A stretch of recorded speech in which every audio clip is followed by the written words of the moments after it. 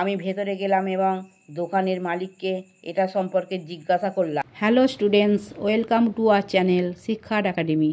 আজ আমরা let's do চলো করি অ্যাক্টিভিটি 10-এ suppose you see a strange object displayed on the window of a shop. ধরো তুমি একটি দোকানের জানালায় একটা অদ্ভুত জিনিস সাজানো দেখতে পেলে। You go in and ask the shopkeeper about the object. তুমি ভেতরে গেলে এবং দোকানিকে জিনিসটি সম্পর্কে জিজ্ঞাসা করলে। Write a paragraph within 60 words on what you learned about this strange object using the following hints. নিম্নলিখিত সূত্রগুলি ব্যবহার করে এই অদ্ভুত জিনিসটি সম্পর্কে তুমি যা জানতে পেরেছ সে বিষয়ে 60 শব্দের মধ্যে একটি প্যারাগ্রাফ লেখো। দেখো হিন্টসগুলো এবার বলে দিচ্ছি।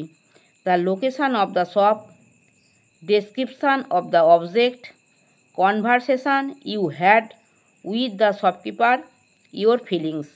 Answer: I was walking through a quiet street when I saw a strange shimmering box in a shop window.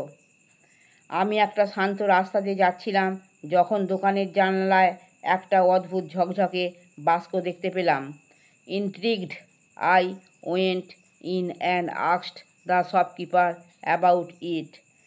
আগ্রহী হয়ে আমি ভেতরে গেলাম এবং দোকানের মালিককে এটা সম্পর্কে জিজ্ঞাসা করলাম।